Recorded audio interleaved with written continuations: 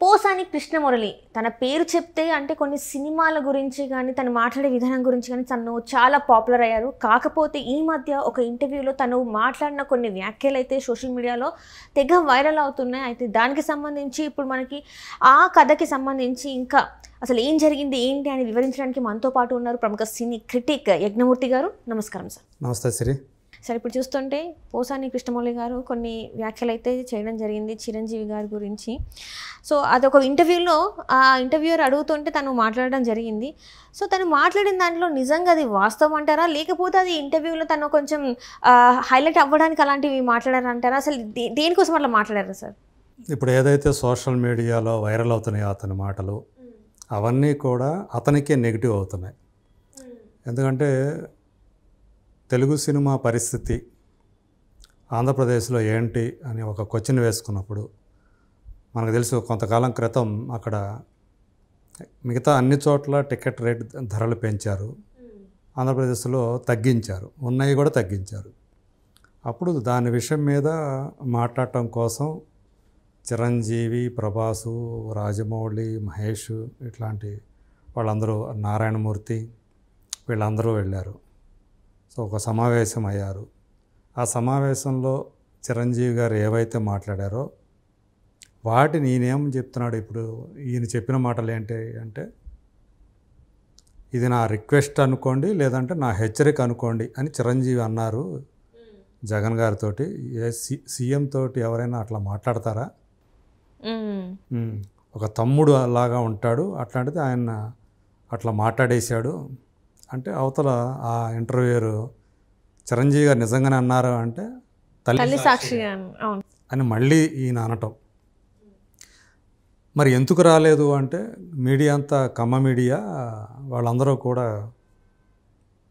ఇట్లాంటి రాకుండా వాళ్ళు ఎందుకు వేస్తారు, వాడు రెడ్డి నా కొడుకుని తొక్కేయాలి అని ఈయన మాట్లాడుతున్నాడు.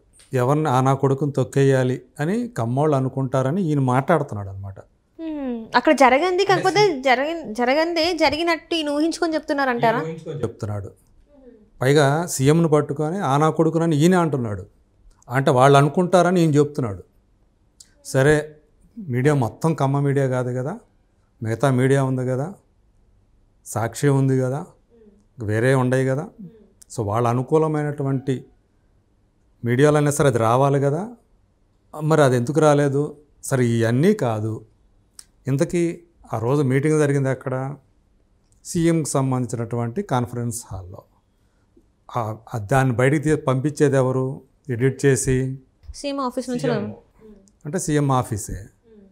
సో వాళ్ళే ఎడిట్ చేసి అది బయటికి పంపిస్తారు.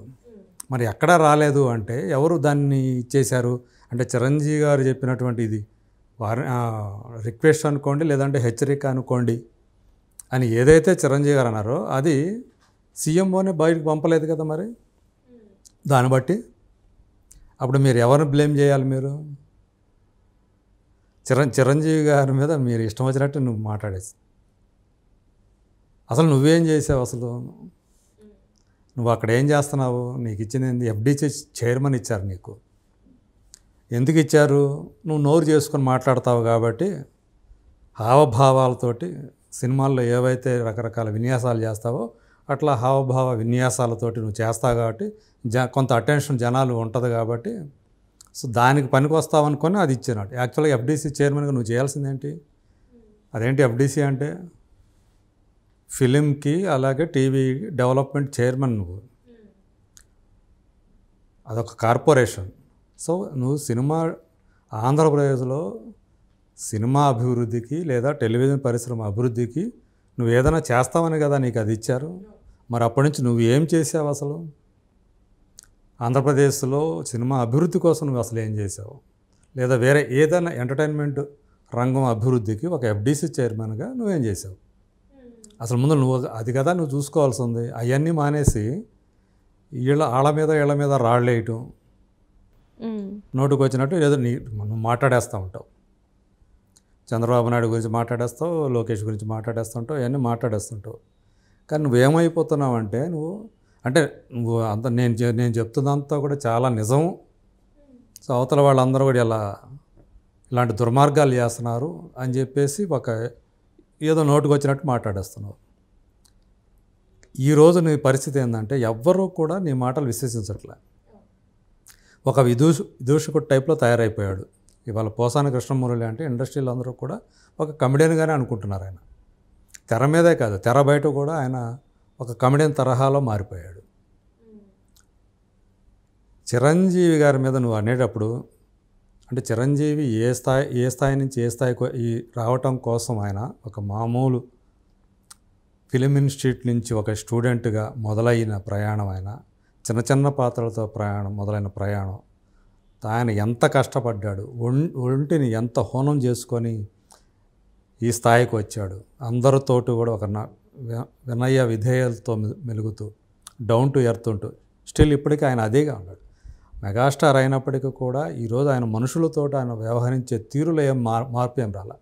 సో అది ఆయన సంపాదించుకున్నటువంటి గౌరవ మర్యాదలు ఇండస్ట్రీలో. అందరూ అన్నయ్యనే పిలుస్తారు ఆయన్ని.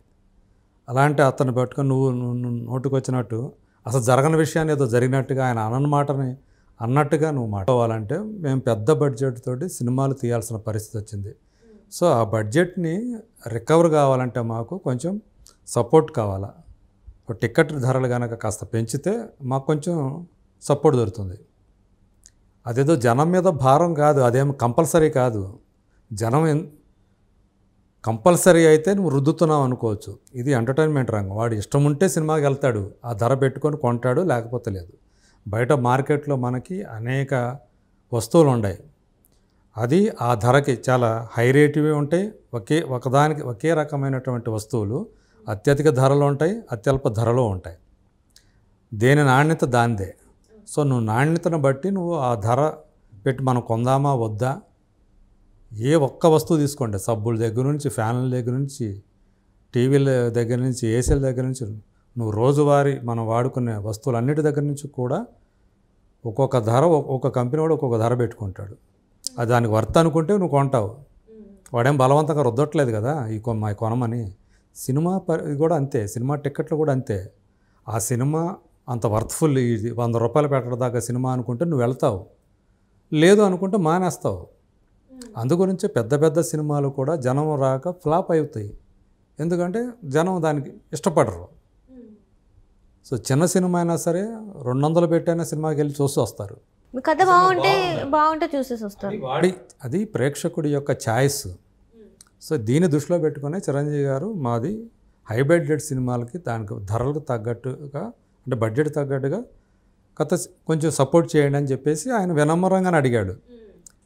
మీరు ఎందుకంటే మీరు తల్లి స్థానంలో ఉన్నారు, మీకు చేతులెత్తి మీకు జోడిస్తున్నాను, రిక్వెస్ట్ చేస్తున్నాను అని చెప్పేసి ఆయన చాలా స్పష్టంగా అందులో ఉంది.